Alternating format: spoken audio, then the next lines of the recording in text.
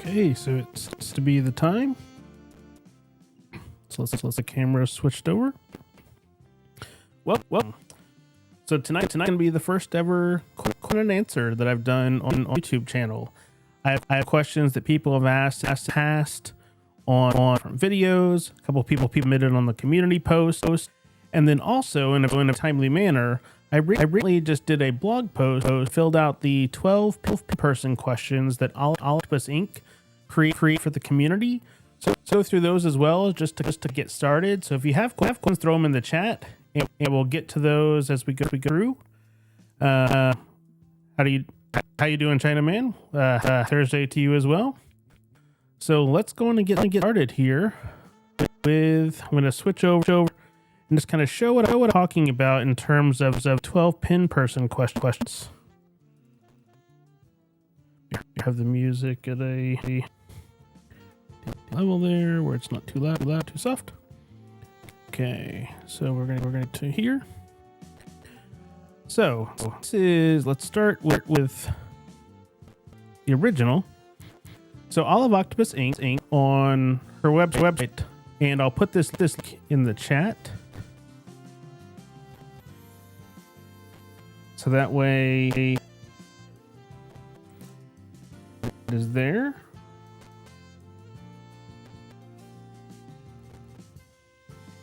Okay, and that's the 12 pin questions.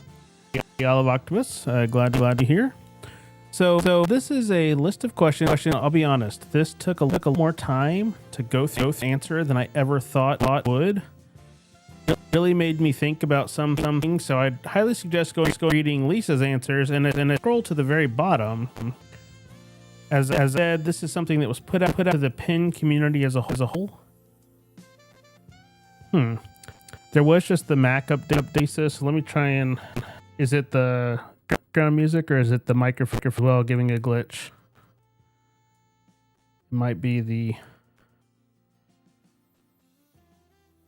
other. Try that and see it a little bit better.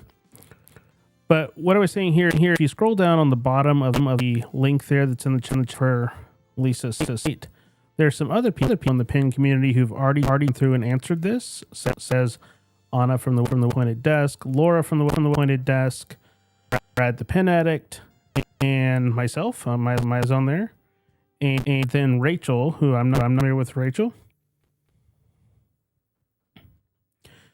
Okay, let me see what I do. Everything looks happy on the stream.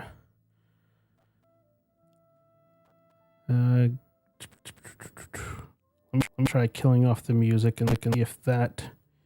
It's always the downside with computer updates, right for doing this. So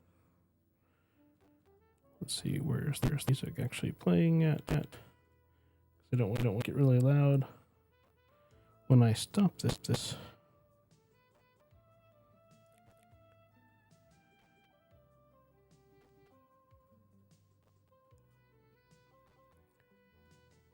Okay, it's on the tab here.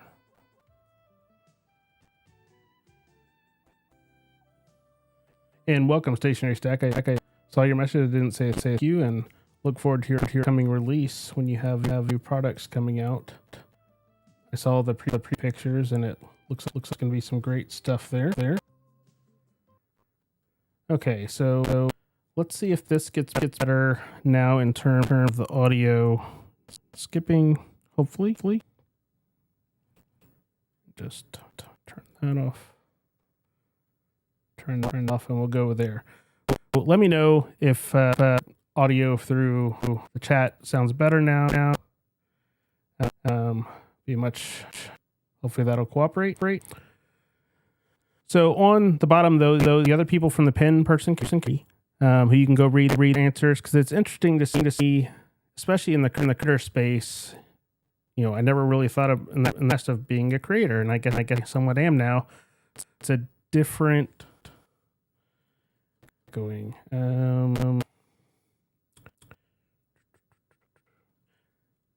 Is it echoing for anybody else, or is it just for China?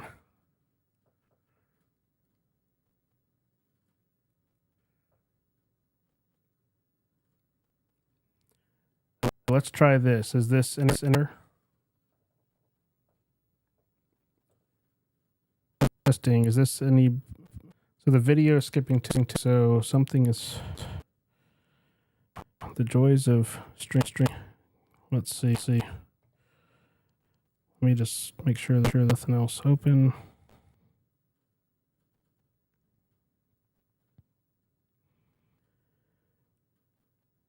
So if you haven't updated the Tahoe and you do streams, don't update apparently, because it's going to create issues for you. Just quitting every other thing that I can to hopefully let it behave properly. Okay. Yeah, I have a mixing board, so I can't do that as easily. Try switching inputs and see if I can do it that way.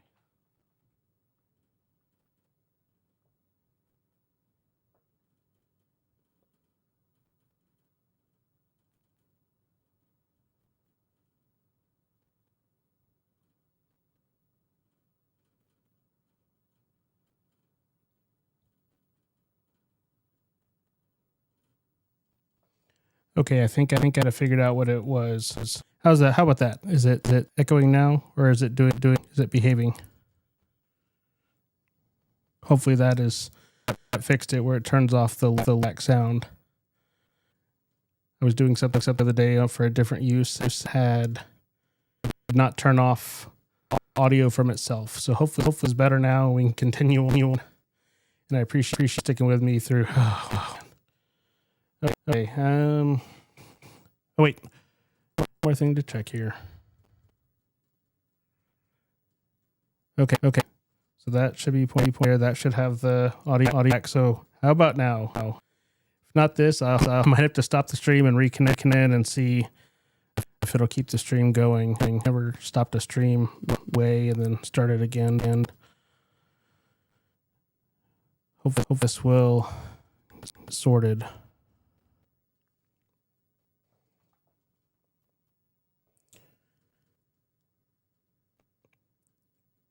Okay. I'm watching the chat. If y'all can let me know if this is any better, if it's still.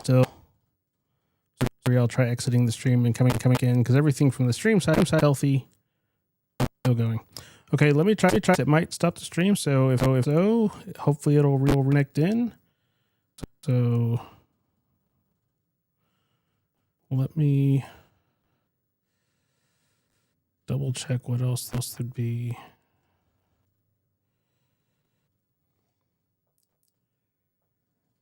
Okay, so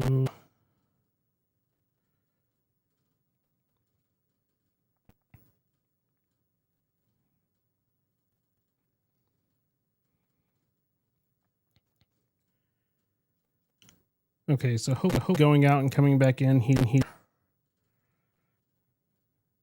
made it a little better.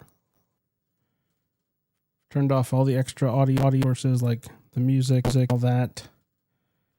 So hopefully this is now behaving and not skipping.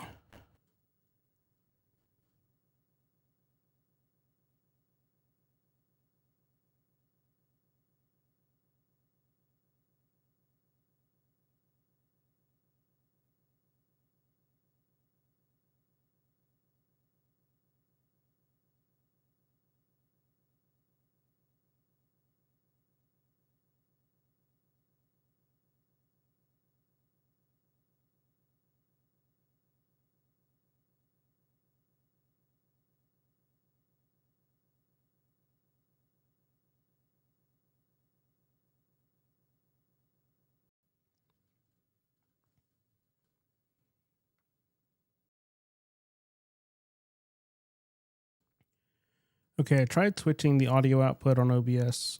Let's see if this does any different. If not, then I might, unfortunately, be out of ideas. Which stinks, because this was the one I've been looking forward to for a while. And hopefully this is behaving properly now, but The only other thing I can think, oh, it's better? Okay. So maybe it was the weird. Okay. So it's good to know it was weird audio output things that have not happened on any other streams. The little mixer board thing I have, with the update, it was doing some weird audio stuff earlier, but you don't hear it on this side. So I'm glad it was fixed. So let's continue on with the actual Q&A here and almost restart over without starting over. So going back to what I had up here, the 12 pin person questions that Olive Octopus did. And the first question that's not on this, but that's commonly asked is the name of my channel. And the reason why it's DWRD.net, it's not DWRD.net, it doesn't have a pronunciation, is because it's my initials, and I've owned the website DWRD.net since January 1st of 2000. I was working as a holiday job during Y2K, which if you're young, you probably have no idea what that meant in terms of tech. But I've owned the website since January 1st of 2000. I set it up when I was filling in at a cable company call center as a Christmas break job. And so it's just my initials. And that's where I've had the YouTube name and whatnot for since 2011 and things like that. So I always pronounce it just DWRD.net. So that's kind of how it goes in. But on my website, I've started writing some blog posts to go along with various things that are happening on the channel, like some of the videos. I have links to all the Stationery feed in here that has all the different podcast episodes and links to all of them. So it's an easy way to reference all the different guests and things like that. But on here, this has the answers to my questions. So I'm just going to kind of quickly go through these and give a summary. And then, the link, I'll put this link as well over in the chat. How you doing, Ann? You got here after the tech issues, so welcome. Had some weird audio things going on. So that is the link to the actual post. So the first question is, if you consider the different ways you can engage with pins and stationery as a user, collector, hobbyist, creator, maker, or vendor, what roles do you feel fit best for you, and do percentages of 100%? And this, like I said earlier, this was one of the harder things to kind of figure out what my answers were going to be for this, because you don't really think of, at least I didn't think of what would I classify, myself in the hobby, because over the last year, starting YouTube and kind of really getting into it and enjoying it, it's definitely changed my view on things. So I did 30% of a user, 40% as a creator, and then 30%, or my graph is so small I can't see it. I guess, saying I've had a website since 2000 is going there, 40, 50s. Yeah, so that's 40, 30, and 30. And so, because even when the creator space of making videos and talking about different products, I'm not really buying things just to buy them. I'm buying things that I plan to use and enjoy using. So that's where my creator emphasis comes from, is purchasing things I might purchase anyway, and then talking about them in video format or on lives or in things like that. So it was a unique perspective to have to sit down and kind of quantify those categories. Grab a drink here.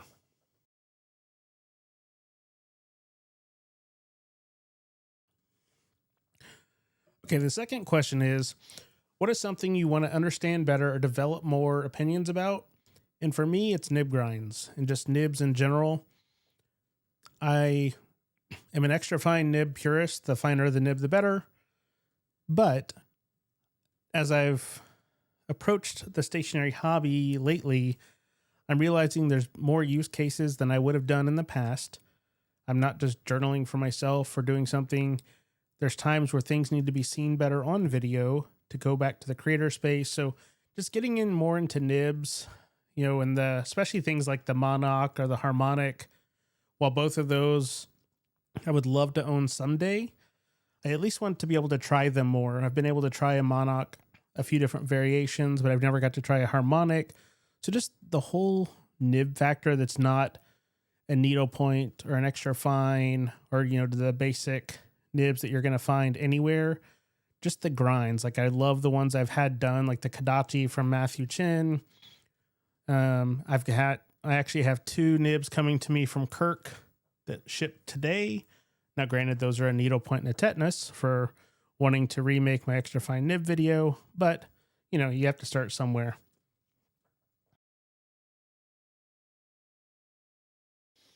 So question 3 was, in the pin community, what's something that someone has said or done that stuck with you? And, being a newer channel or creator in the space, I hadn't really watched Twitch in the past much ever. I always assumed it was just gamers. And then I learned there's a whole stationery world there that I was not privy to.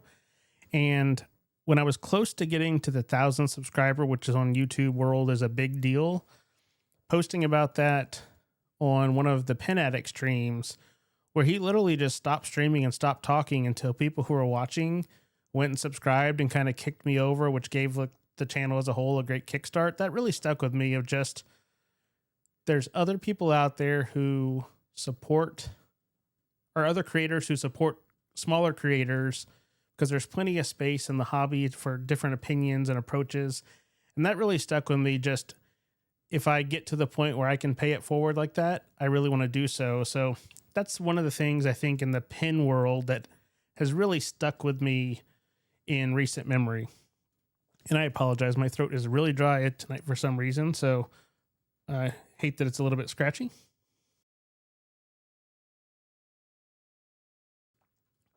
Okay. So question 4 was, if there's now 25 hours in the day, you get a bonus hour, how would you like to use that in terms of pins or stationery? How do you want to spend that extra hour? And for me, it would be getting caught up on all the various podcasts. Podcast is another medium that, has been around, and I was not a big consumer of it. And I've realized there's a lot of good content that only comes out in podcast form. Having started a podcast and a video podcast at that, I can truly appreciate there's tons of good conversational things that are going to come out of these different channels and episodes and perspectives that are never going to potentially be in a written form or something you're going to see otherwise.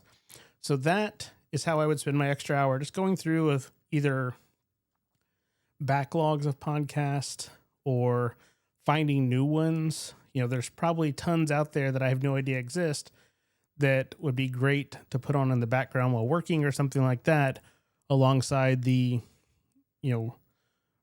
schedule of Twitch streams that's become a regular part of everybody's schedule, at least for me. That one's one that, yeah, and I agree. Podcasting is the new media, and that's something in the learning how to YouTube, which it's not as straightforward as you might seem. YouTube is now one of the largest podcast platforms, which you don't necessarily think of, but people will still pull up podcast on YouTube to let it play in the background, even if it's audio only. So it's a unique world, but it's more of the everyman perspective, because anybody can start a podcast. So you have people with millions of subscribers or followers or whatnot, but then you also have people who might have 2 listeners, but they might have great conversation or viewpoint that they just want to be heard or want to create. And I can really appreciate that, having just started, early on in this journey, kind of moving in that direction. So the next one would be superlatives. If you think back to your high school yearbooks, in the pin community yearbook, what would your superlative be? And I think mine would be something along the lines of most likely to own every type of extra fine nib possible. In looking to remake my initial extra fine 15 nibs, I thought was a great thing starting out. I think I'm up to past 30 for this next video because I'm adding in grinds and getting new grinds done. Getting more variety, getting down to the level of a video that I just filmed and released to members today that'll come out to everybody on Saturday about a TWSBI Precision. I actually really like it, but part of it was, one, it doesn't look anything like the other TWSBIs, which I'm not really the biggest fan of. I understand that they're great pens for some people. They're not really my shtick. But also, the other TWSBI Extra Fine nib I have has the onyx coating on it, where this one is just plain steel. So I wanted to have both of those perspectives in that comparison. So that's where my brain has been going on this, because technically that is a different type of extra fine nib. So I think that's where I would be quantified in that category. So the next one is, how do you feel about your handwriting? And this one is interesting.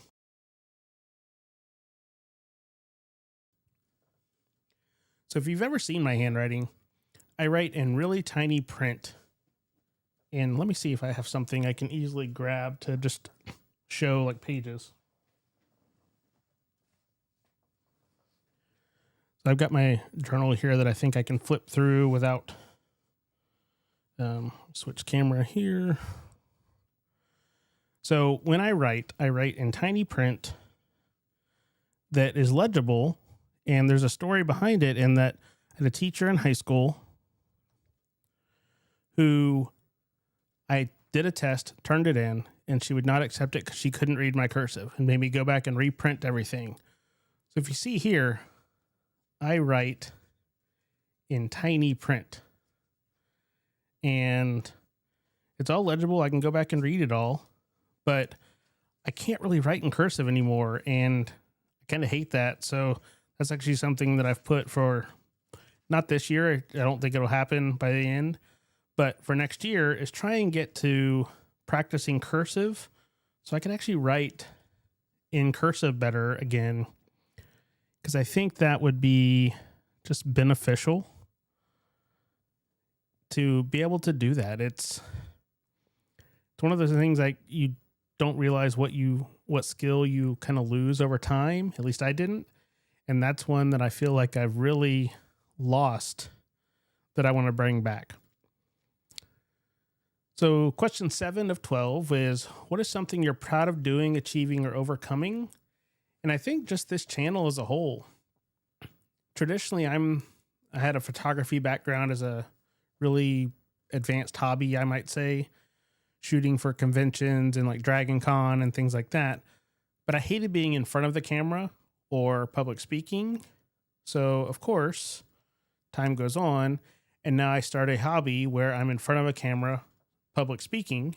It's a little bit of a different medium, but it also kind of gets lost on scale, because when you think in terms of talking to people in a room versus talking to people, I'm just talking to a camera, but then you see how many people view things, it really kind of gets lost, because that's something someone said, well, oh, you've got 30 subscribers when I was early on. I was like, yeah, this is great. Well, think about that many people sitting in a room listening to you talk. And I was like, oh, wow. So as those numbers went up, it kind of clicked of, okay, I guess I've kind of gotten past some of that hesitation and talking to a camera, or just, giving a viewpoint, and then to the level of starting a video podcast where I could have done it audio, but I like the video and I like the conversational, because as I've interviewed people and talked to people, facial expressions and things like that are its own language as well. So that really factors in just to getting to know people. So I think that would be what I would be considered most proud of, is just starting this and continuing with it, and, help continuing to build on something that started from swatching the ink vent calendars and then quickly grew past that.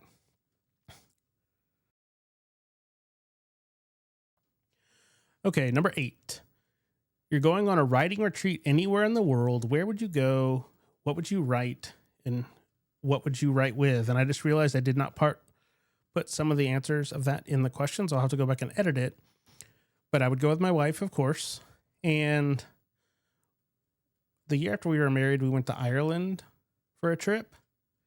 And I would have to go somewhere again, because if I'm going somewhere new, I'm not going to want to sit and write. I'm going to want to go look at all the things and see all the places. So going back to somewhere that I really enjoyed would probably be my place, between the little manor we stayed in or the little pub in town. Those would be cool places to sit down and write. What I would write with is probably take something to try and sketch, because I'm not an artist, but I do like doodling, and something to sketch, a normal journal, and then probably some sort of half attempt at making one of the travel journals that you see all over. People make it look like art. I don't think I would make mine look like art, but it would be, I guess art is for everybody. So it would be a version of art. Maybe not as visually pleasing as some others, but we each have our own style. So I think that would be my answer to that. So I'll definitely have to go back and add that portion into question 8. Number 9, what's your current or favorite creative outlet?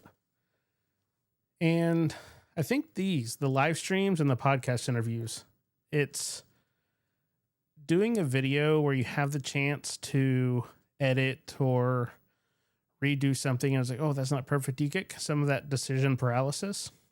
So I'd much rather just do it live. Like even today, perfect example, some audio issues. Well, let's just work through it and keep going. I like the interaction and being able to respond to people on chat, having people ask questions and the interaction. That's one thing that can get lost in just making videos. Yes, you can reply in text after the fact, but being able to give answers real time, I really like that part of it. Let's see. Number 10 is, what's something that causes you benign envy? And I already kind of referenced this. People who have beautiful handwriting and travel journals and can make their writing look like art. That is not something even when I could write cursive, it was always really messy. Thus, the teacher needn't making me rewrite stuff. So just flex script and beautiful handwriting, that's something I'm envious of. It's something I will aspire to, but I don't know that I would achieve it to the level that I find awesome to look at. But I do plan to attempt to make it better. Might be a long process, but I guess that's part of learning and trying to make things better. Number 11, a comfort item, material or color, titanium. Titanium is my weakness.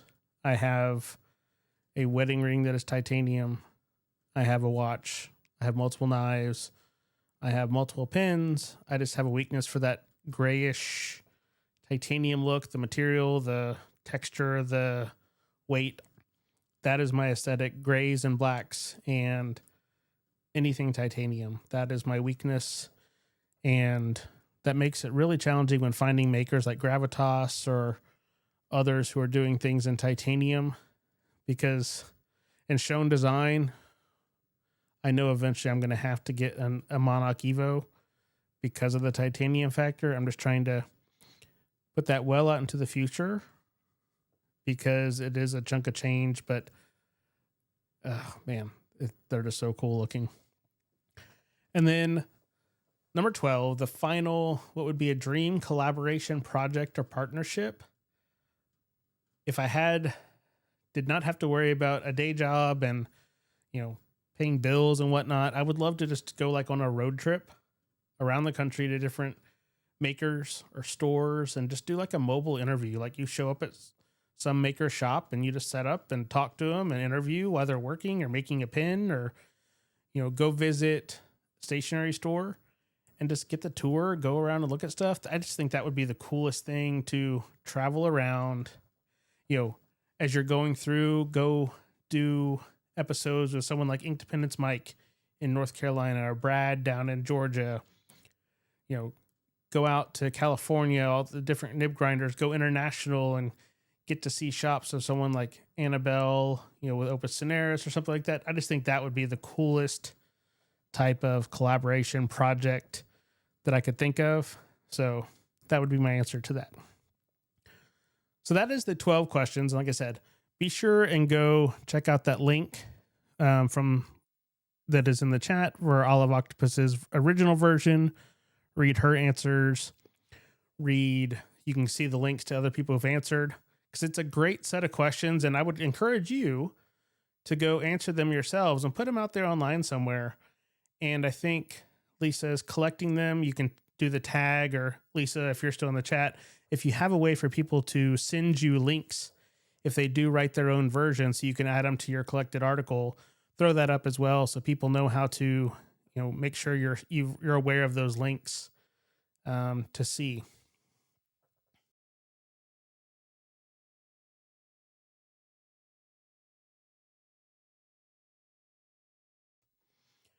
Okay, so that took quite a bit of time, but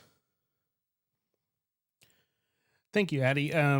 I get where I sit down and I'll just write like multiple pages, and I've gotten to where I'll try to use multiple pins, like in my journal. Let me switch back over. It would either be a pin per day. So like that first day, that's 2 different days of writing. But then on days where I was writing more, I would alternate. Like this is when I got my Amarillo inks. So this was all 1 page of that. And then I wrote some with the blue and some with the yellow. And then, kind of went through. This was a day. And each page was a different pin.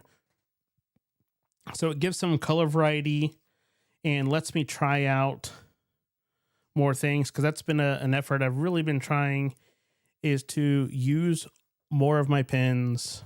Don't let any of them sit around. I want to use them all. And my wife and I, we have a weekend habit. We kind of started like, we'll go to Gentleman Stationer, normally end up finding something we didn't know we needed, or we'll go to Pen Club and then Gentleman Stationer or something like that. And then as my wife started writing books, she'll go and she hand drafts out plots and stuff like that in her Travelers or in her Lockbee, or now her Galen, or her Galen cover with her Stology.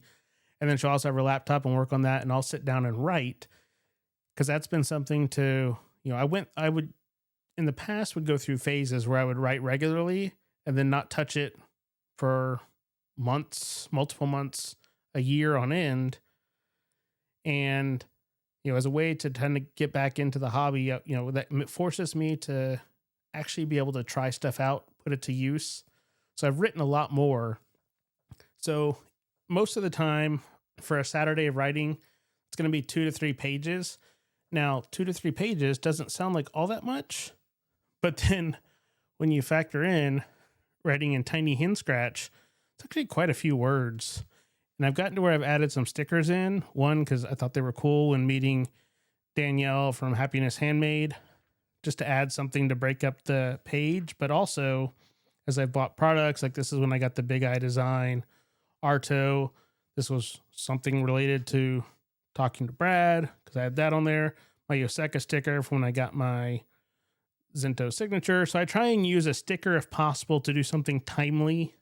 Here's some of the Olive Octopus stickers that she gave at Pen Club one day. So that was probably something writing about Pen Club, so there's all sorts of little things I've tried to add in, little bits here and there. This was recent, my pins by Pasquale Cerberus, the Pingineer 3D. This is the first time I ever actually used washi tape to put stuff in there. So the sticker from Skogsy. So that's also a way to use all these stickers that come with different products, is putting them in the journal. Gives me something to do with them, so they're not just sitting in a drawer, as there was already a big stack before I really switched to that, breaking out of the mold of only writing on lion paper in a certain book for journaling. And I've kind of tried to embrace journaling in a larger sense as a whole.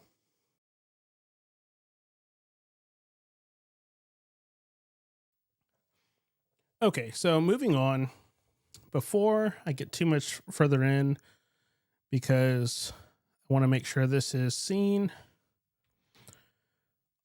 Olive Octopus, who's in the chat, who also does Twitch streams.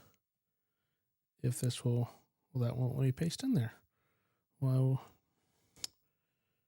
okay, let me see if I can paste it over here.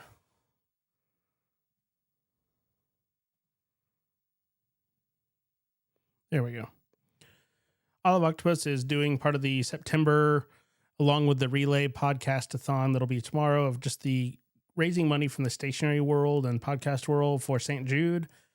You know, if you're able to give or if your employer matches or whatnot, check out that link. And if you're able to donate towards just a great cause, you know, it never hurts. You know, St. Jude's mission is who doesn't want to help kids get better? I mean, when you think about it, that's a foundational thing that we should all aspire to be able to help if possible. So definitely take a look at that. That's a worthy cause. And it's cool to see the stationery world taking on that kind of challenge and teaming up to help in that way. To everybody's able to give back a little bit, because all those little bits do add up to quite a big number at the end of the period. So another question that's commonly asked, and this is most of the time in video comments or whatnot, and this is, I never thought that it would be as much of a thing, is why I wear two watches. And I've answered it through comments, but I thought I'd put it here so that way I could clip it and send it to people. I love my Apple Watch, and I've gotten to the point where I don't want to not use it because I love all the tracking and notifications of things, and I've got them dialed in. But I also collect automatic analog watches. So I had these nice watches sitting in a shelf that I wasn't wearing, and I hated that. So I didn't want to give this one up. And then I got bored one day, and there's a whole side of the world where people do what I guess the people in the community call it dual wristed. And you wear your kind of smartwatch on your offhand, and then you have your normal watch.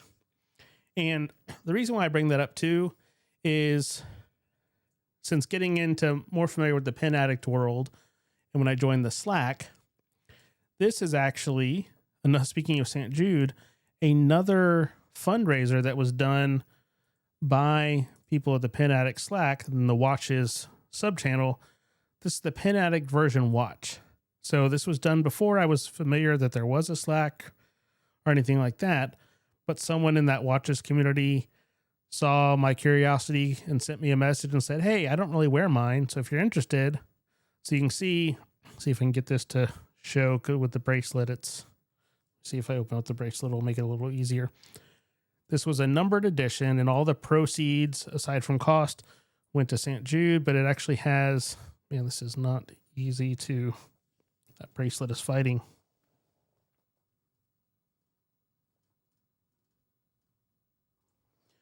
You can see in there, it has the Pen Addict logo on the back. Yes, it does kind of look like a syringe, and then it has the, the orange Pen Addict color. So on my most recent video with the Skogsy Micarta, someone asked about that, and I was like, okay, it's been asked enough for people asking what watches, and I did an unofficial poll with a couple of friends today who some of which are in the chat saying, what do I do for this? How do I answer this in a way that, I can reference back? But that's why I have a collection of about 9 different watches that I rotate through. Just kind of choose one each day and put it on, and then I wear my Apple Watch on the other for notifications and things like that. So before I get too much further forward, are there any questions from somebody who's watching live before I get on to others that people have submitted? If you have any, drop them in now. It'd be a good time to kind of answer those. And then I can continue on with a couple others that I had that people have left on videos or on the community post asking for questions to be submitted.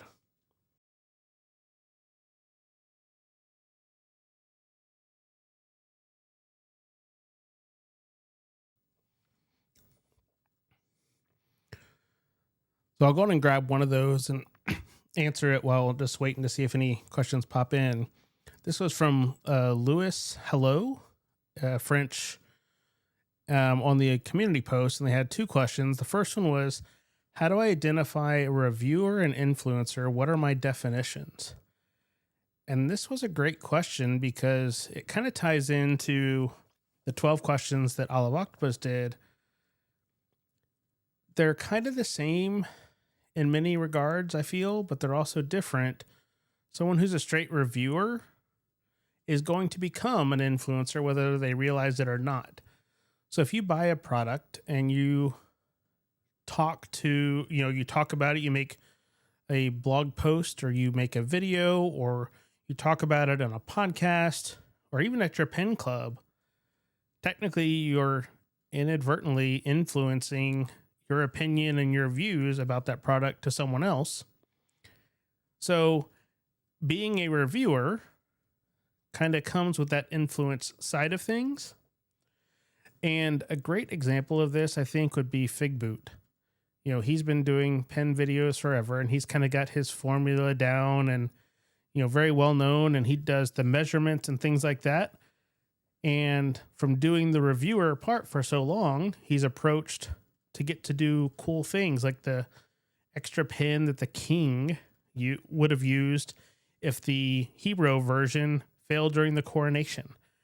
So there's those type of things. Now, yes, there is the common thing you'll see online of people who are paid to become fans of things.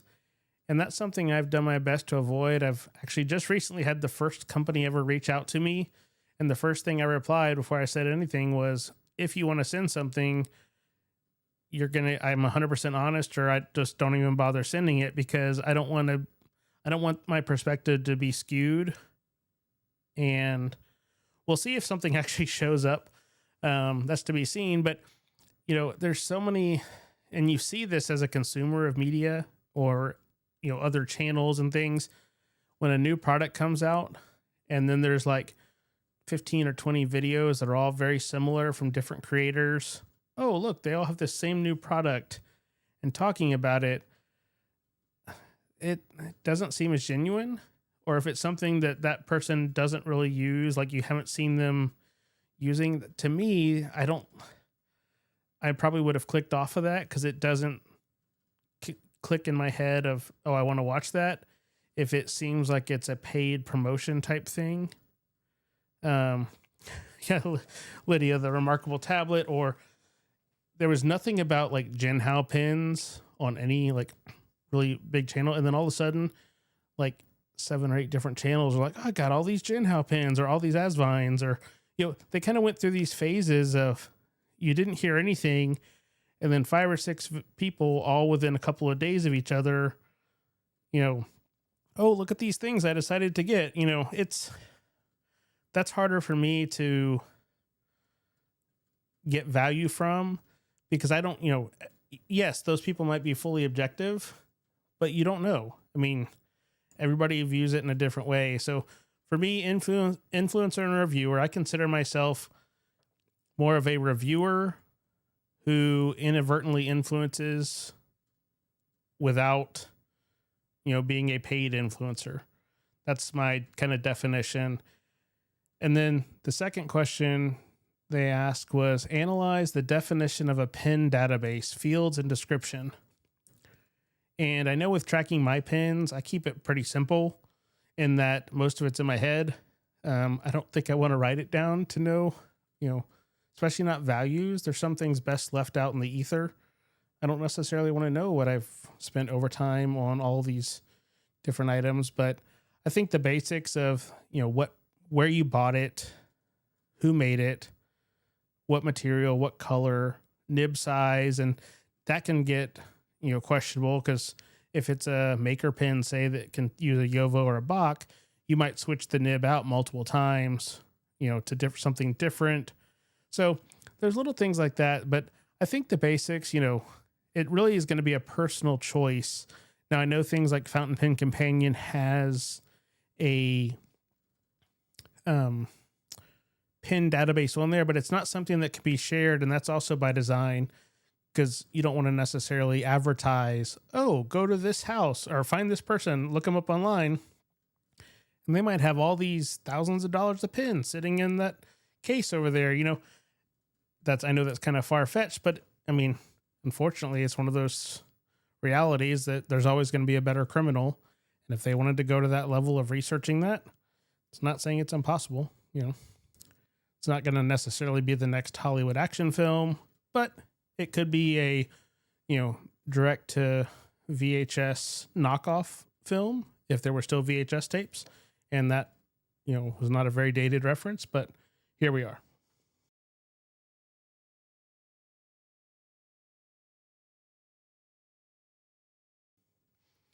Okay, so Anne had a question there.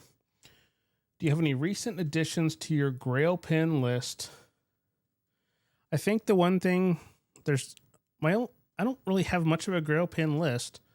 When I first got into pens in 2013 to 14, I would have, but I'm in a more of a maker pen era. The only things that I would really like to own is a Mont Blanc 149 from 1980 with an extra fine nib, new old stock, just the year I was born. Having a pen like that, because I don't own a 149, I think that would just be a cool thing to have in the collection. And then lately, it's probably that the Schoen Design Monarch Evo thing just looks so cool, and titanium. Insert the previous reference and conversation about material weakness. And just the fact that it's a pen that was fully designed in a modern style with modern machinery that's keeping analog alive. There's so much digital now, and I think most all of us in this stationery world and hobby really like the analog side, or there's something about the pen or pencil to paper connection that it's just different. I know we've all probably heard people say, well, why don't you just take notes so you can type it or use it on your phone? Yes, I could, but I'm not going to remember it. If I write it down, I naturally remember better. At least that's how my brain works. And in talking to people, I think a lot of people are in that similar vein of if you write it down, it clicks better. So, but modern pens being made, kind of keeping that alive for, into the future, I think that's really cool. So, yeah, I think that's a good way, because finding that kind of unicorn 1980 new old stock extra fine nib Mont Blanc, that delays my purchasing of a new old stock 149, which is not an inexpensive pen. And the one Mont Blanc I have, it's not really my favorite writer. I got it on a trip, and I had Matthew Chin tune it at Arkansas this year. So it writes better now. It's more usable, but I don't love it. I don't have yes, it kind of makes you remember the trip, but there's not that same kind of connection that something with like that abstract kind of story to go with it would have, or like the first pen I bought at Vaness. That's my Sailor that I'll always keep. I love the pen. I use it on a regular basis, but things like that. Now, Lydia, I love Mont Blanc inks. I have probably have 8 or 9 Mont Blanc inks, and I love them. They're regular kind of stock inks. Great. Toffee brown is the perfect ink to me to pair up with an amber Pilot Custom 823. Perfect match. So if you've not had a chance to use Mont Blanc inks, definitely try them out. And the special editions can get pricey, especially in the secondary market, but their normal inks are about standard ink prices if you really, were to get into ounce by ounce. Now, there are some places that sell them online. I think Farney's, Dromgoole. So if they sell Mont Blanc pens, they probably sell the inks. They might limit the special editions to in-store, but that'd be cool. And Lydia Ann, who's in the chat, she is also going to Dallas. So maybe y'all will meet up. Lydia is Arkansas based, I believe. And then Ann being San Antonio, Texas, same bubbles of who knows who type thing. So, definitely hope you all have a great time at the Dallas show. So in terms of the other questions that were submitted, this is from Judy Jacobs 5827. How do you choose what pens, pencils, inks, papers that you will discuss? How do you get them? Most of my stuff was funded from my favorite charity, the Judy Jacobs Fund, though some are trades, gifts, or things that used to belong to her mother. Well, I am pretty much self-funded.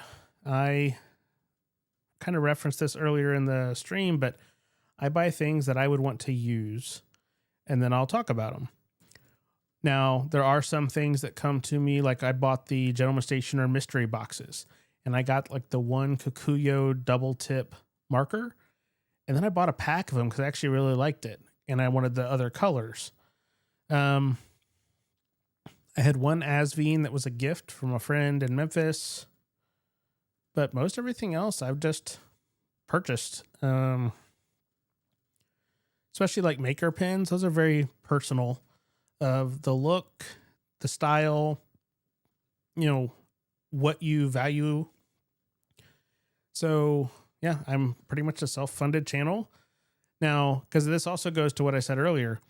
If someone did reach out and wants to send something for me to talk about, I'm open to that as long as there is no stipulation, and then I can say up front, hey, this was sent to me.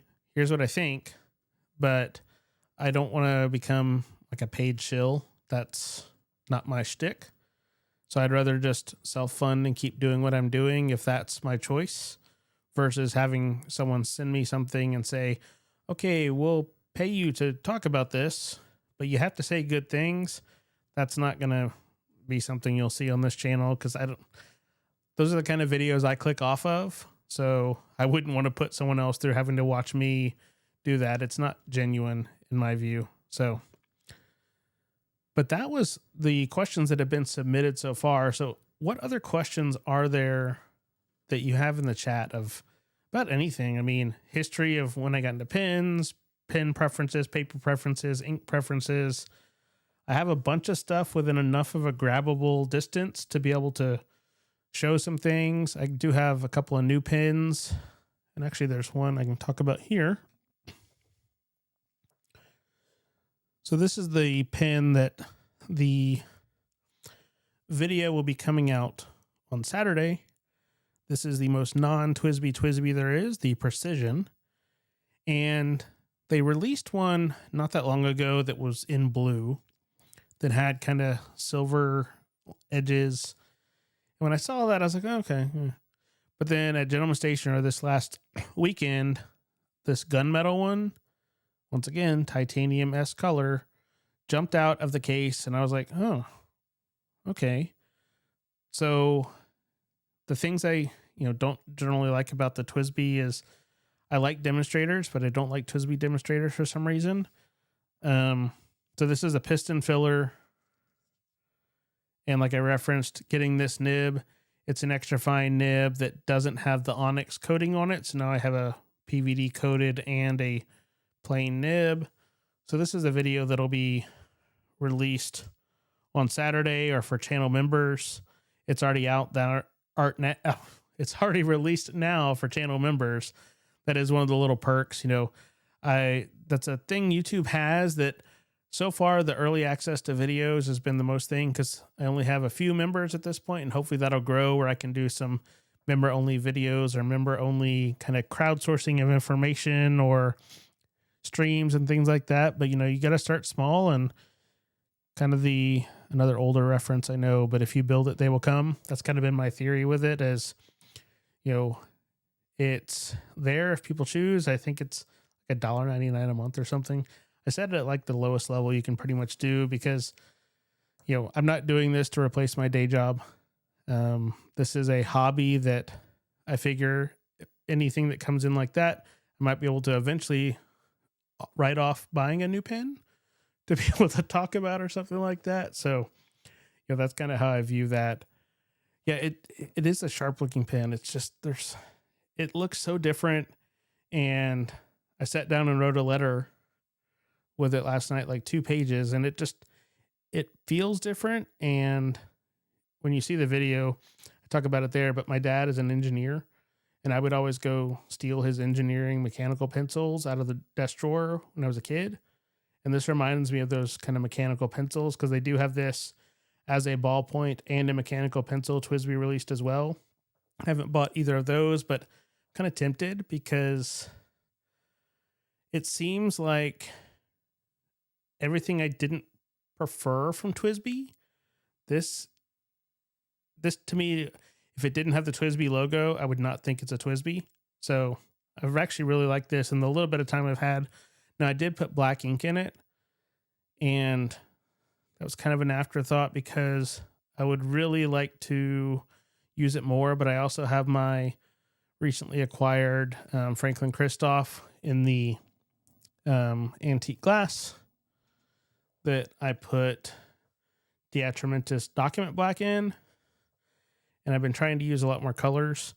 So now I have two newer pens that are going to be fresh in the rotation that have black ink. So I'm competing with myself. So I'm probably going to end up fleshing that out and putting in something else, but it was also a chance to use another of the Lamy crystal inks, which I've really appreciated. We now own all 10 of them, and you can kind of see up there in that top corner where the angle is, all 10 of those are lined up on that top shelf of ink. I've even had to, let me see if I can move the camera on the prompter, because I talked through a prompter, but I think I might be able to move it just enough to kind of show the ink wall a little. Let's see here.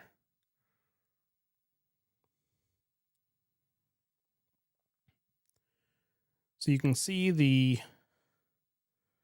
ink I had to add to the third shelf. I had boxes up there before, and then I've got my Colodex, and then a pen box, and then messy books. But that's something that I'm working on trying to, I think I had it at that setting before. There we go. Trying to get a better quick access for my various inks and trying to rotate through, incorporating more colors and things like that as I go along. So that's been a fun thing to sort through. And we both, Beth and I, really like those Lamy crystals. So, and I see what you're talking about with Eric. Eric from Amarillo. If you haven't seen his video talking about Orlando, you should go watch, because it is funny how he miraculously tripped and fell into the Coach store. And if you saw the little meme that kind of went around a while back where someone would trip and then their phone would be out and they'd hit the credit card reader at a store, and then someone would just hand them a bag with something and they'd walk out like not knowing what happened. Sounds like that's what happened to Eric, and he ended up with a new wallet from Coach. You know, things happen. You just have to deal with it and move forward. But I do like Eric's videos. That's another, small creator, small business that I've never met Eric in person.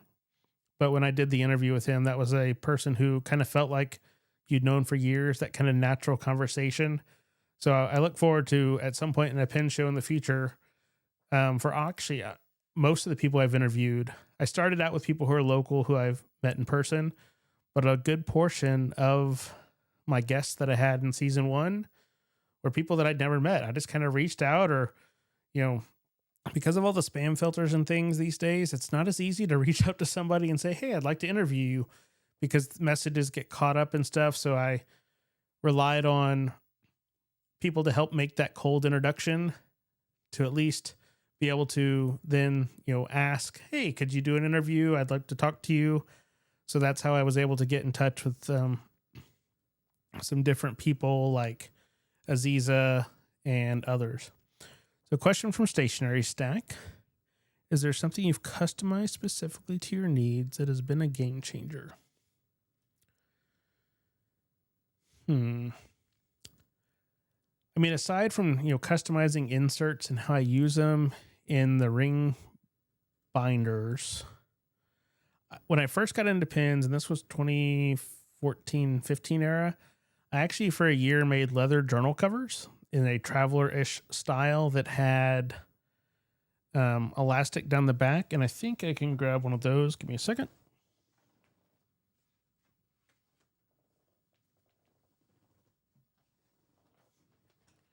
Let me switch the camera here. So these are 2 covers that I made back in like 2015, 2014. It's like a red Latigo leather, very much my own A5 traveler style. And, you can see in here, there's currently a Lockbee insert and a Lockbee insert and yes, this was the top. That's why they're upside down. This is a Tomoe River 5mm dot grid. that I've been tracking some stuff. So this was customized and, worn in. I really like patina that builds over time. And then this one has always and will always be a favorite. I don't know if you can see, this actually had the brand on it. When you're buying leather and doing leather work, there's always a chance you'll get a brand on a hide. And for most use cases, that's not desired. For this, I thought it was awesome. And I specifically cut around to be able to make this as a personal pocket size or passport size, I guess, cover, because I liked how the brand was on there. And you can see in color, this was the same material. You can see which one was carried around in a pocket for multiple years and which one lived in a bag. This one has the great patina on it. So this was a customized thing over time. I used to carry this around, but as I've switched to the plotter and other things, this was my field notes era. I used to do tons of writing in these black cover field notes because they behaved well enough. So this was from when we went to New York last Thanksgiving.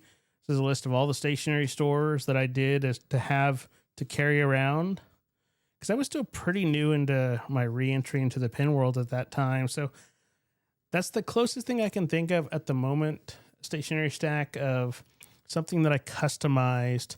Now, I do like to tinker. I am one of those people who will take something apart or try, and eventually I'm going to get to the point where I'm going to try and grind a nib, and I know I'm going to screw it up, so I'm going to start with cheap ones just to learn. I like learning new hobbies, new things.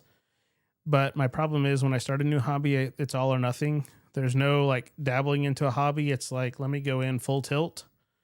So I have to be very cautious, because I know this about myself, that once that switch is flipped, it's going to be all in.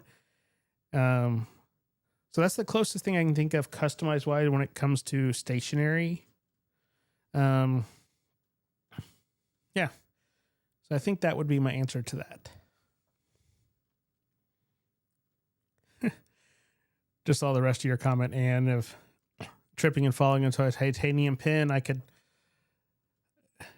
When I went to Vanessa last time, and I'm going again, some of the Middle Tennessee pin folks are doing a road trip to the Arkansas Pin Club meeting that happens to be at Vanessa in October.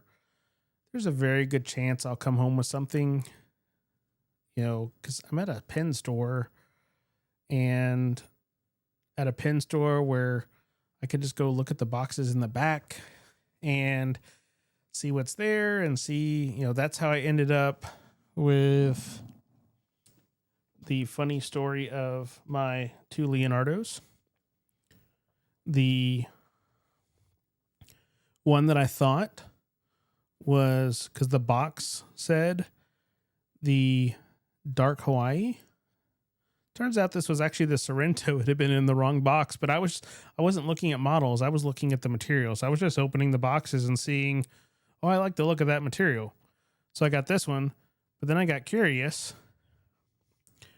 And then I got the Grande in the Dark Hawaii because I also liked the color on it. So I guess this was the combo of the material I liked with the box of the material that I was destined to purchase.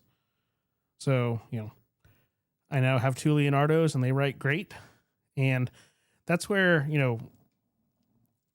I run that line of between maker pins or production pins. They all have their pros and cons, and if I'm using it, I feel I can justify it. I'm not going to recoup the cost of any of these pins for making a video or anything like that, but if I'm using it and enjoying it, why not? You only live once, and going to Vanessa.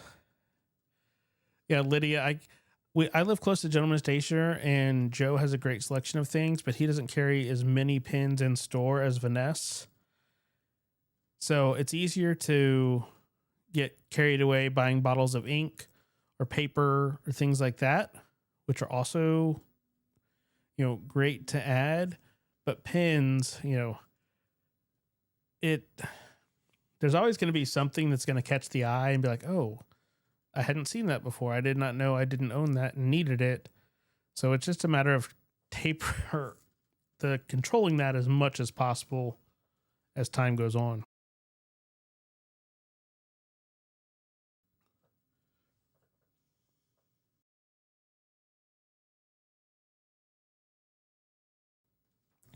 So I'm going to test something here just from the stream because I haven't had a chance to see if it works. I've started using the streaming tool where you can have short commands. So let's see if this works. And I don't know if that's going to reply from Stream Elements where it'll put the link up. Hey, it did. Okay. So there's just a huge delay. So I made a couple of commands of, people who I reference on streams often, or like my local store of Gentleman Stationer. I've got one for Butler Stationery. That's the other stationery store that's near us. That's, a little bit south of town. So we are spoiled in Nashville. So if you ever come to Middle Tennessee, there's not one, but there's two stationery stores within a pretty quick drive that carry their own individual product lines. They're very unique in their own right, so you're not going to necessarily see the same thing at both stores, which I like. You've got a different set of variety, and at Butler, John's getting into doing some nib grinds and things like that, and he does some vintage repair. So it's nice to have that kind of mixture of both. And then let's see. Now that I know this is working, because it only works during an actual stream, and I didn't have a chance to try last time because it wasn't sending to the right place. I also made one, of course, for the Pen Addict, and none other than Olive Octopus Inc., who, being local pen person, and apparently the Pen Addict one doesn't work, so I'll have to fix that later.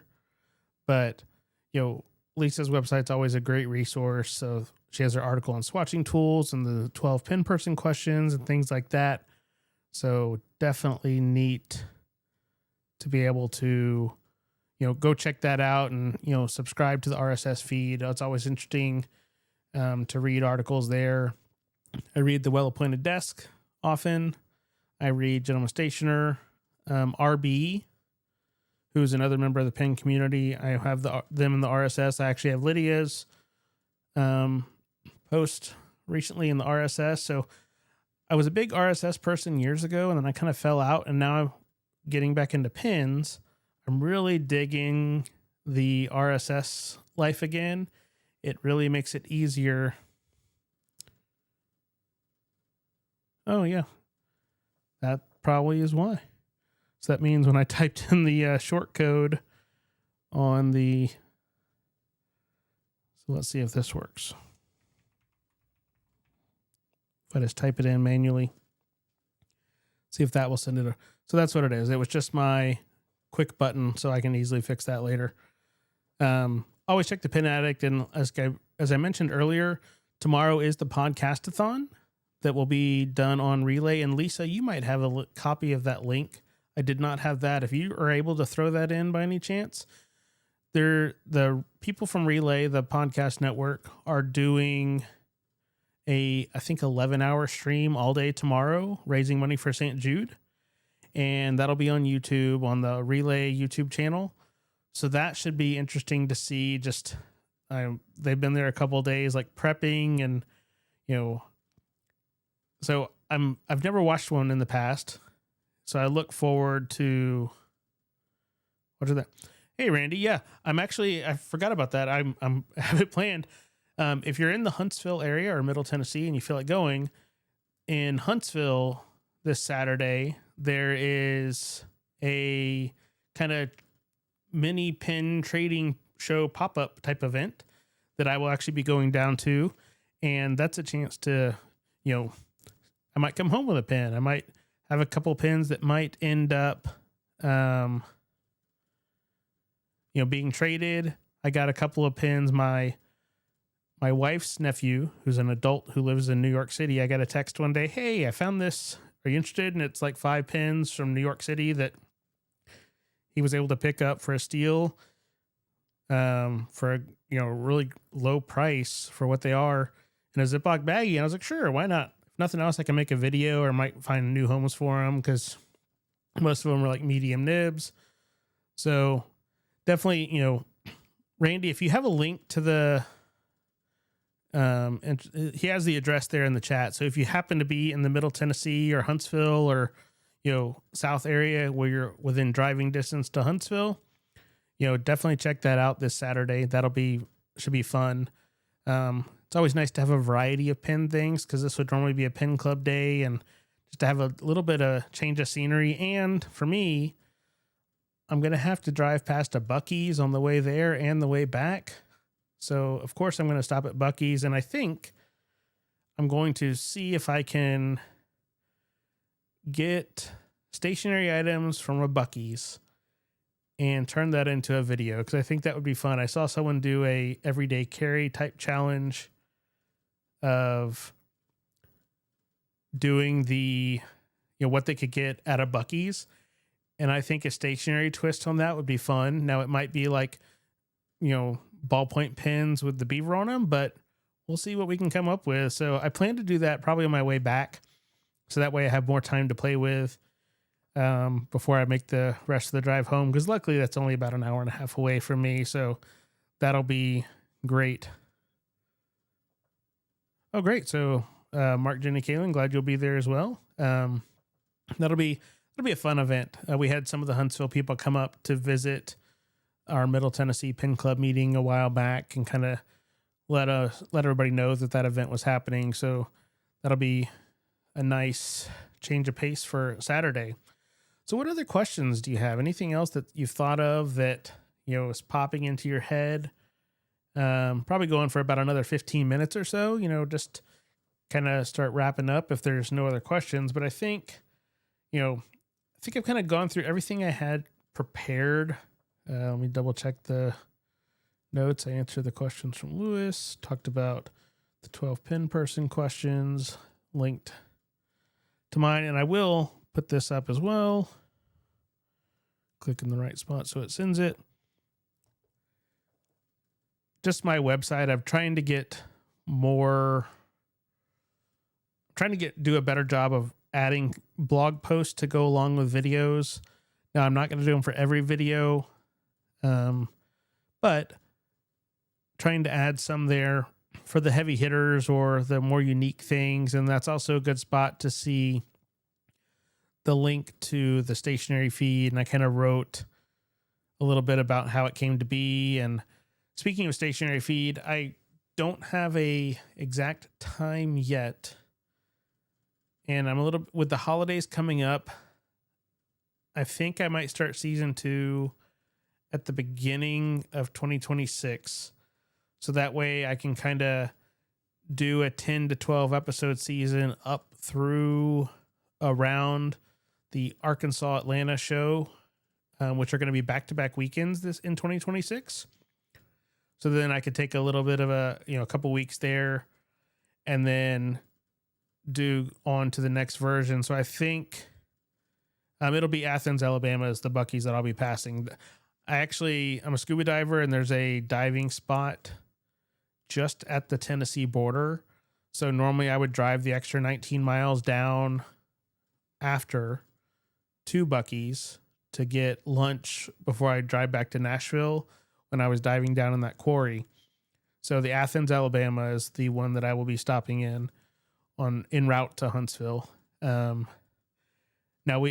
before too long, I think they've already started building. They're going to be making one in Murfreesboro, which is a great thing and a terrible thing because it will always be crowded because I've never seen a non-crowded Buc-ee's, but it'll be easier to go get some good. I grew up in Texas, and their Texas style brisket, it's a unique thing. If you've never had it, even people who don't necessarily, I have a friend who's vegetarian, mostly vegetarian, and he will still eat a brisket sandwich at Buc-ee's. It's its own unique thing. So it's always unique to see that kind of change of pace. But yeah, I think season 2 will probably start around the beginning of the year. And I already have confirmation from different people who, as we got into the end of the year, there was a lot of prep for bigger shows or people who had things going on, like they needed to, one is coaching their son's baseball team. So they didn't have an evening free for that. But I do think, because that's one thing when I started the show, I didn't plan for breaks. So I did 19 weeks in a row, kind of on a whim, once I got ready to start it. And then there's another creator I watch who talks about podcast producing and things like that. And on one of his episodes, he was talking about, he did the same thing I did when he started. He didn't figure out a way to take a break, to have a stopping point, because you can't just go on every week. So that kind of clicked.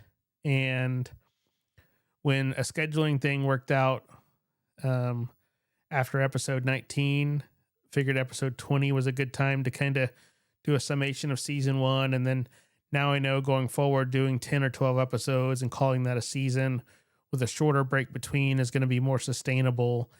Just from a scheduling standpoint of getting guests before we get into the big, show season, which is later on in the year. But I look forward to that because, there's some, I just love the people I've never met getting to talk to, people who I've bought their products and that's how I found out about them. And now I want to talk to them more about it.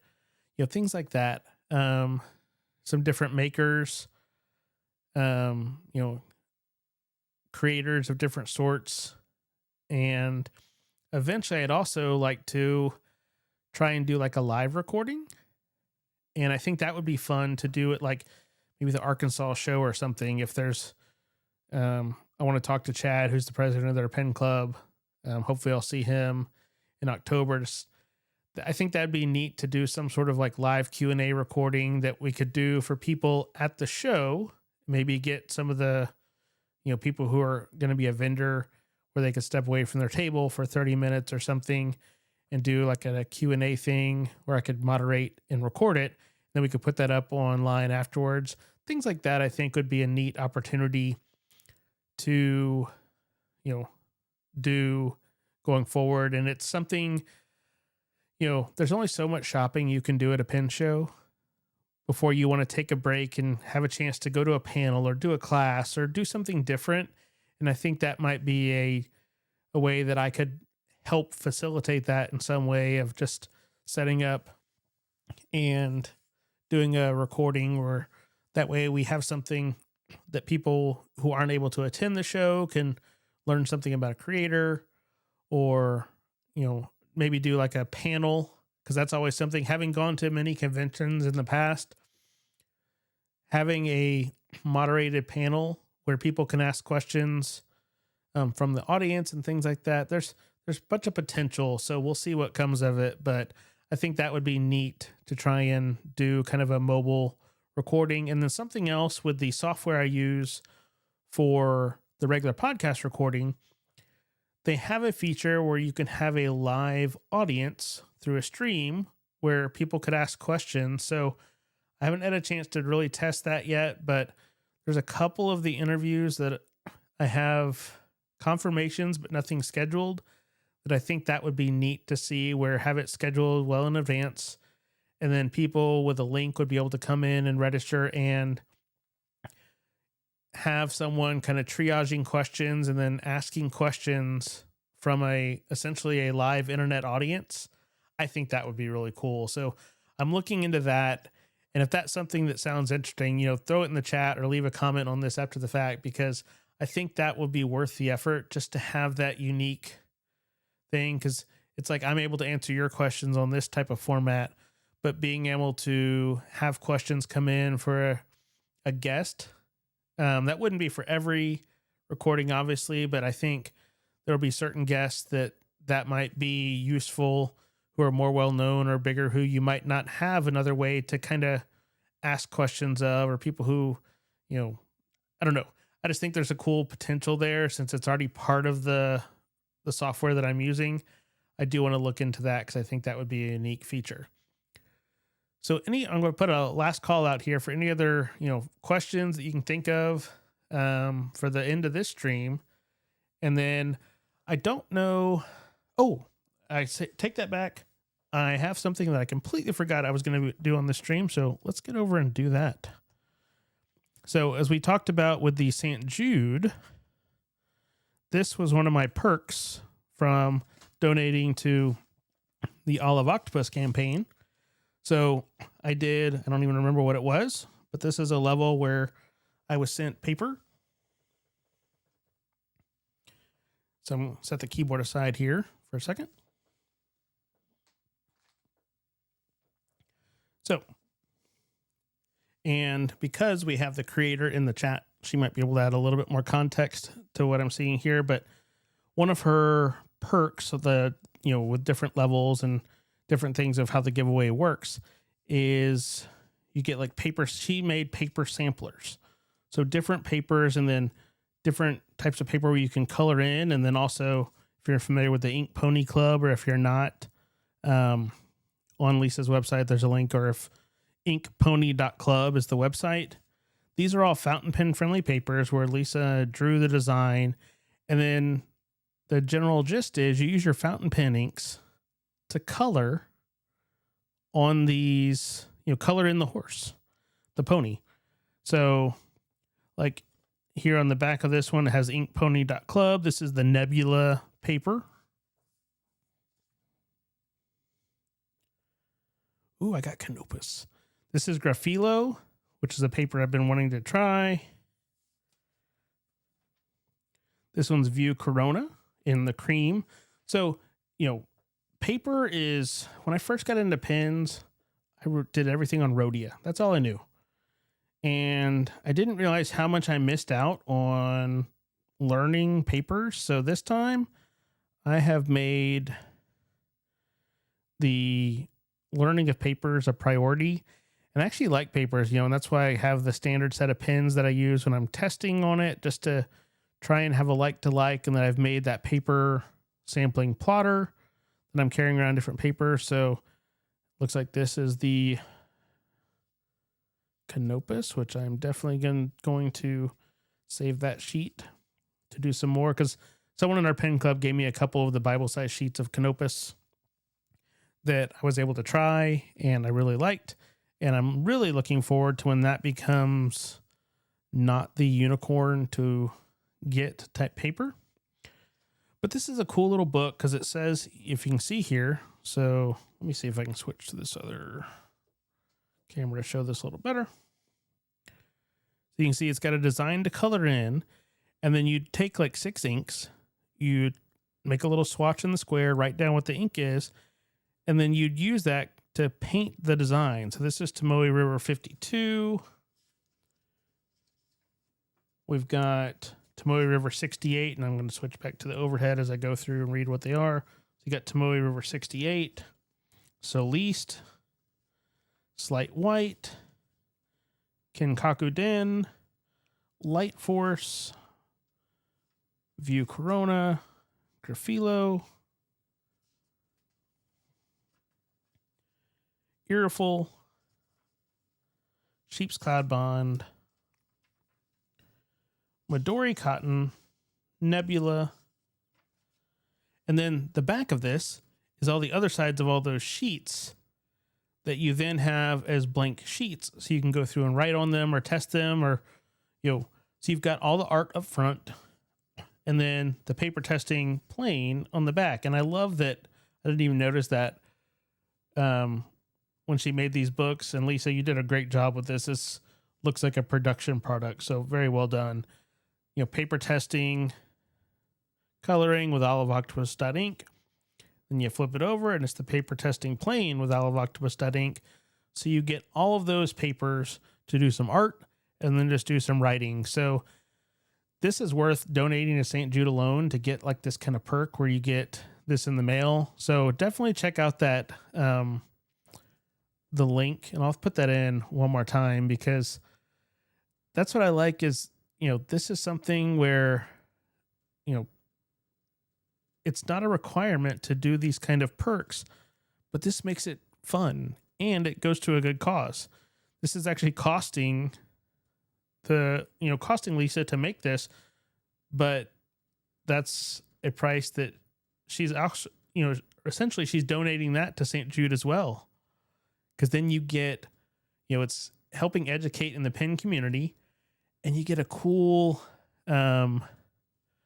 set of paper and testing to go with it. So definitely check that out. I can't wait to actually get the chance to use this. So maybe I will, for next week, something that I have not done and I'm a little hesitant to do, but YOLO, is try and do some of this art. I own some water brushes. I kind of had a little bit of a watercolor phase that I started, and then life happened and I want to get back into. And actually, let me grab the one. I think I can grab it here. One of the only watercolor things that I have that's pen related. Give me a second.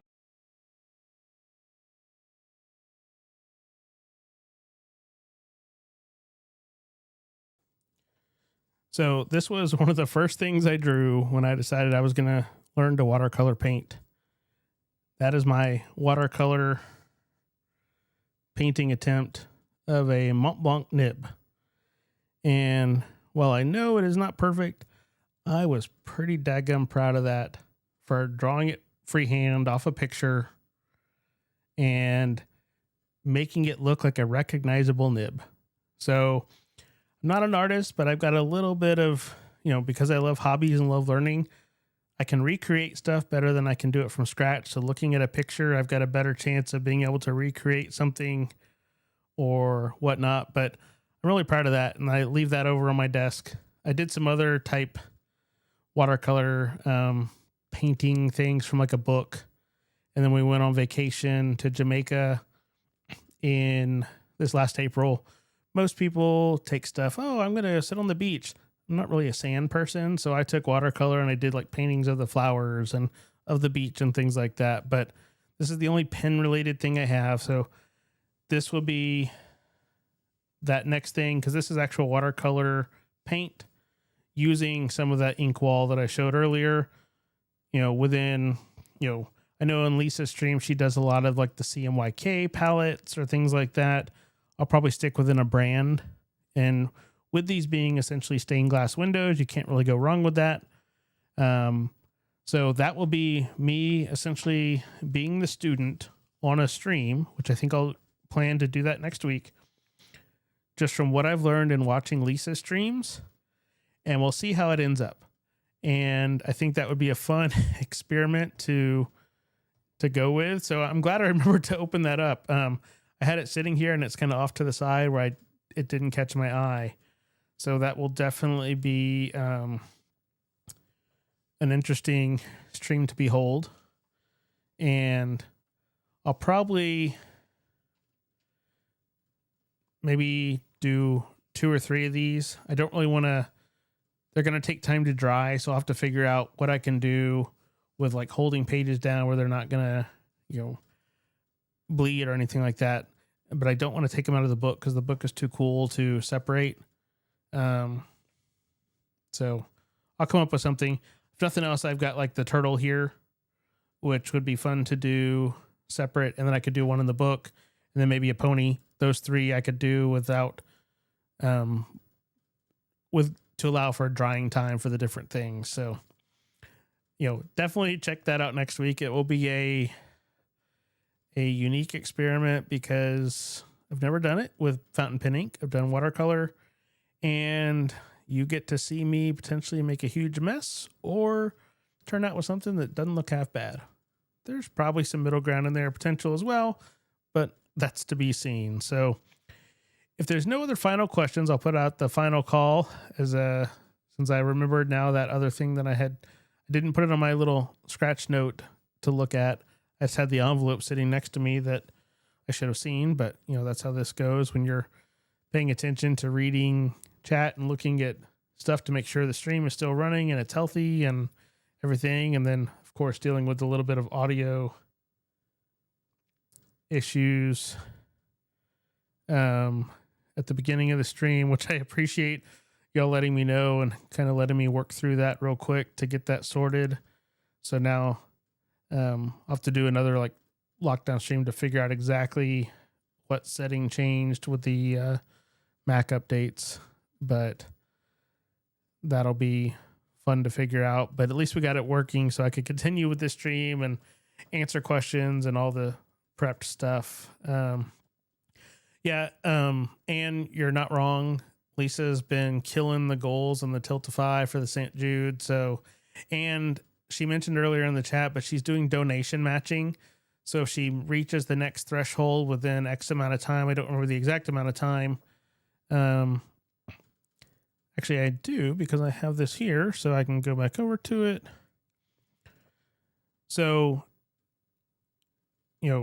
once she hits the next threshold, then, and I haven't refreshed this. Let me refresh and see if there's something that's come in while we've been talking. But, oh yeah, definitely she got some more donations there. So once she hits the next threshold, then there's a donation match where it'll be another X amount on top. So that's cool. And then look down here too, because there's a schedule that she has of other future streams that she's doing, so that you can follow along and see some of these, the painting and art. I would be the student, learn from someone who knows what they're doing, and see how it should be done. So that could be a fun comparison for you as well, to see what it should look like and what mine will look like, because they're going to be very different. But, once again, if you're able to donate to the St. Jude, that's always a great way. And then you can also go through this site.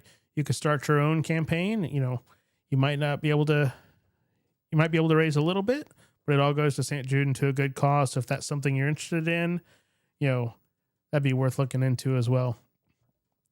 So I think I'm going to leave it there. This has been a great time. I really like doing this Q&A. And if you enjoyed the Q&A, let me know, because I can do this, probably spaced out a little bit more than some of the others, just to add, a little bit more, so we're not repeating things. But this was a great time. So, be sure and follow along with the links. Go look at the 12 pin person questions if you're going to fill them out, and then let Lisa know your answer so she can put them in the master list of all of the people who've taken on that initiative. And then one other shout out as we end is Anna from Well Appointed Desk saw my video of using the Kakuno and Platinums, and she is doing the 1 week challenge of starter pins, which that's something I had planned to approach people and say, hey, I kind of did this as a challenge to myself, and I think it'd be cool to see other people do it. So she kind of, I guess, picked up on that from the video and took it on without me even asking, which I think is awesome. So be sure and check out the Well Appointed Desk as she's going through that now. She ended up filling old cartridges with inks that she wanted to use, but she's using just, platinum preppies and a makeshift Kakuno with the nib, because she didn't want to buy one. So she was able to make a makeshift. So a neat, I find that really cool. Just someone else taking an idea that I did and doing their own version. So check that out as well. But once again, thanks for spending some time this Thursday night. Check back next week to see me dabbling into paper testing color art. And then I have the video that'll release on Saturday I will be in Huntsville at the pen meetup, but you can watch the video on the TWSBI Precision. And if you happen to be in Huntsville and you want to try it out, I'll have it with me and inked. So I'm going to leave you there. I appreciate you watching, and I'll see you next week. Have a good one.